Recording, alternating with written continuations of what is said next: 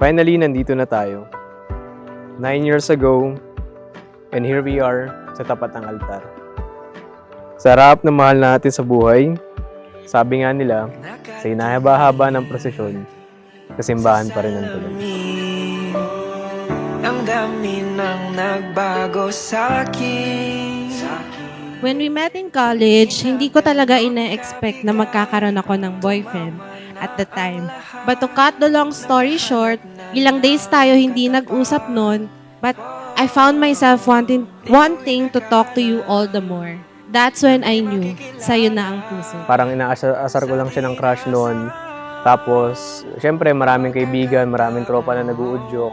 Hanggang sa tawagan kami ng Manong at Manang na nagsimula sa Twitter. Na naman ako at ikaw ang dahilan nito. Bumabalik ang kulay ng aking mundo. Napapangiti na naman ako.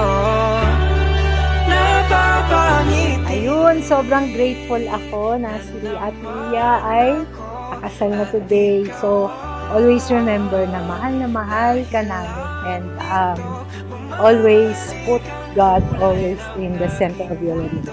Yes, love you, Ma. Love you. Napapangiti na naman ako. Napapangiti. I'm excited to build a life and a family with you, to parent our soon-to-be babies, as well as our child dogs, Binbin and Masha.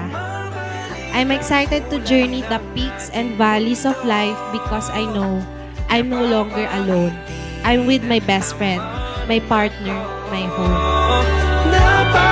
Reading those words and by the power of those words, I hereby declare today that any generational trauma of the past stops here at this altar. From this moment on, we are starting 1,000 generations of blessing, anchored in our love and God's faithfulness. Iya, mahal kita noon, ngayon, at magpakailanman.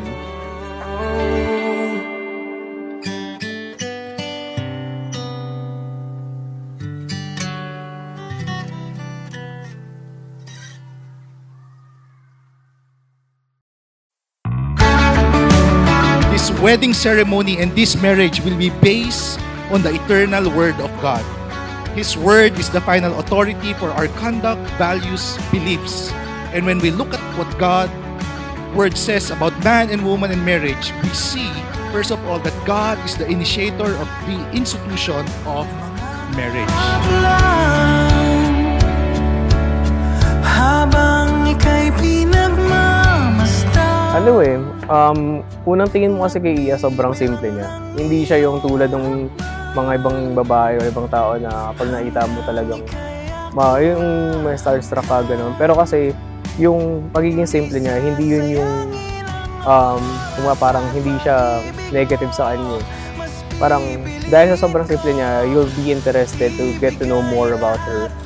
Parang all the more na mas makikilala mo siya, mas magiging okay, magiging masaya yung pakipag-usap niyo. Sa ilalim ng bituin, habang ako'y nakatingin sa'yo, wala na akong ibang mahihiling. Saksi ang langit sa atin. Yay! Thank you, bebe. I like it. Love you.